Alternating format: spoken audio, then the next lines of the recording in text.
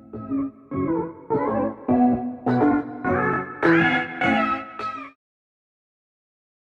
मैं आपके लिए जो वीडियो लेकर आई हूँ वह एक बहुत ही उपयोगी वीडियो है और वह उस वीडियो के द्वारा बीए सेकंड सेमेस्टर और फोर्थ सेमेस्टर दोनों ही विद्यार्थियों के लिए उपयोगी है।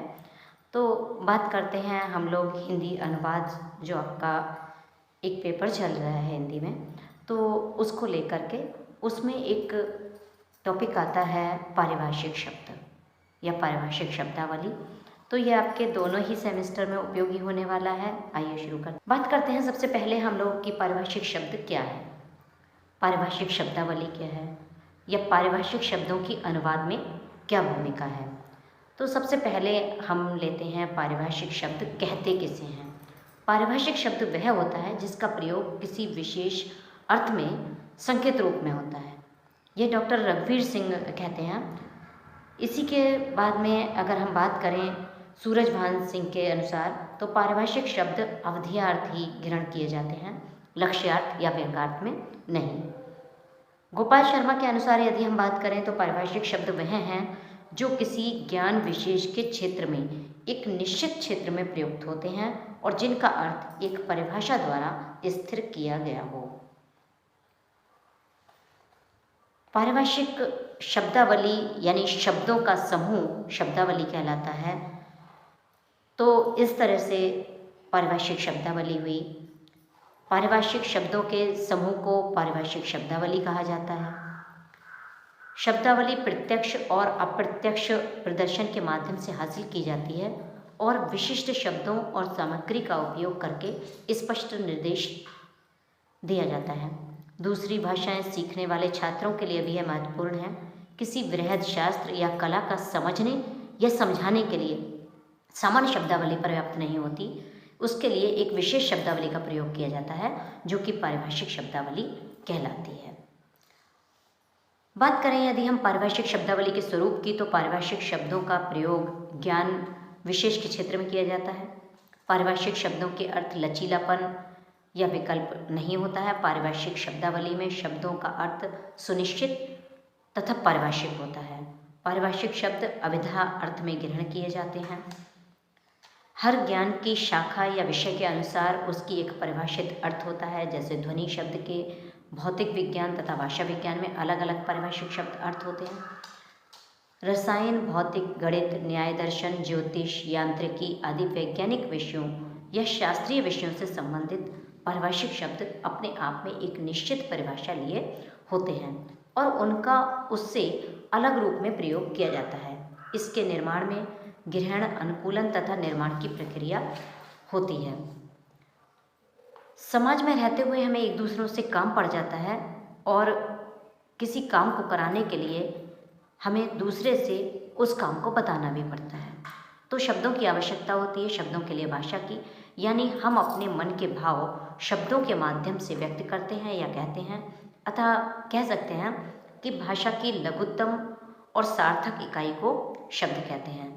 इसे और ढंग से समझाने के लिए यदि हम परिभाषित करें तो एक या एक से अधिक वर्णों के मेल से बनी हुई स्वतंत्र एक शब्द सार्थक इकाई शब्द कहलाती है और शब्द वर्णों तथा मात्राओं को मिलाकर बनते हैं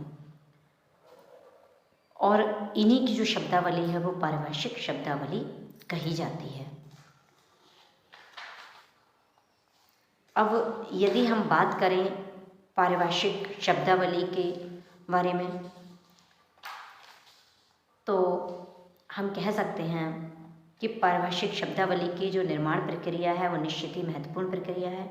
शब्द निर्माण की नियत प्रक्रिया के सहारे नए शब्दों की रचना करना निर्माण प्रक्रिया कहलाती है।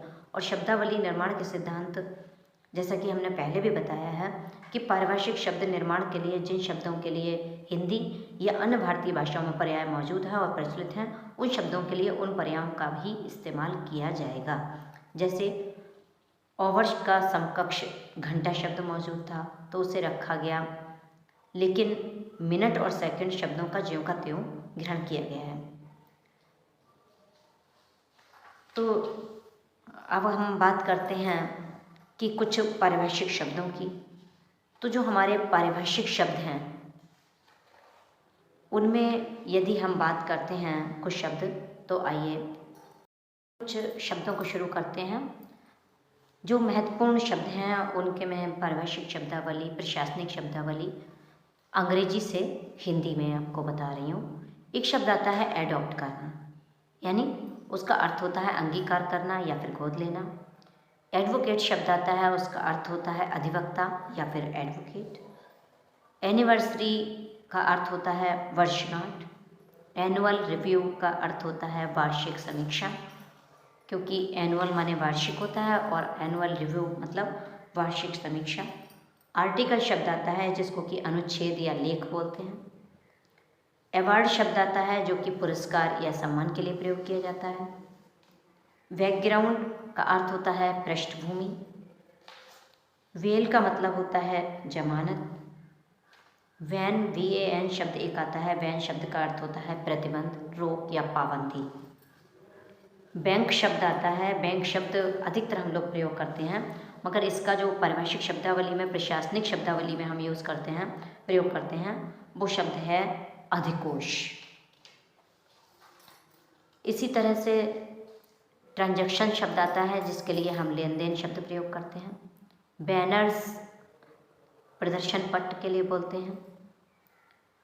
वैरियर चेक बोला जाता है वाहन चेक के लिए। विल होता है विधेयक के लिए बोलते हैं। ब्लॉक खंड या ब्लॉक के लिए जब प्रयोग किया जाता है तो ब्लॉक शब्द का अर्थ आता है खंड। ब्लड बैंक का अर्थ होता है रक्तकोष। बोर्ड का अर्थ होता है मंडल। बॉडीगार्ड का अर्थ होता है अंगरक्षक। तो ये कुछ ऐसे शब्द हैं जो हम लोग अक्सर प्रयोग करते रहते हैं, मगर उनका हमें पारिभाषिक शब्दावली नहीं पता होती है। एक शब्द आता है ब्रोकर जिसका अर्थ होता है दलाल। इसी के साथ कैलकुलेशन का अर्थ होता है परिगणना, परिकलन या फिर गणना। इसी के साथ में केस शब्द आता है, CASE, केस, मामला या प्रकरण के लिए प्रयोग किया जाता है। CASH, कैश, रोकड़ या नकदी के लिए प्रयोग किया जाता है। इसी तरह से चेयरमैन शब्द होता है जो कि अध्यक्ष या सभापति के लिए प्रयोग करते हैं। वाइस चांसलर शब्द होता है जो कि कुलपति के लिए प्रयोग किया जाता है। कमेंट शब्द आता है जो कि हम टीका टिप्पणी के लिए प्रयोग करते हैं। इसी तरह से हमारे लगातार शब्द सामने आते हैं और हमें पता होता है कि इसका अर्थ ये होगा, मगर हम लोग उसको जो है कई बार नहीं बता पाते हैं। तो यही प्रशासनिक शब्दावली या हमारी पारिभाषिक शब्दावली में कुछ शब्द प्रयोग किए जाते हैं। तो ये मैंने कुछ शब्द आपको बताए। एक शब्द आता है डिग्री। डिग्री यानी उपाधि। डिमोशन यानी पदावनति। डायलॉग अर्थात संवाद। डिक्शनरी को बोलते हैं निर्देशिका। आज मैंने आपको कुछ ये शब्द बताए हैं। अगले वीडियो में मैं आपके लिए जो शब्द बताऊंगी वो अंग्रेजी शब्दों का, अभी मैंने हिंदी में बताया है। अगली वीडियो में मैं आपके लिए हिंदी शब्दों का अंग्रेजी रूप बताऊंगी। तो जब तक के लिए मेरे चैनल को सब्सक्राइब कर लीजिएगा, जिससे जल्दी से अगली अपडेट आप लोगों तक पहुंच सके।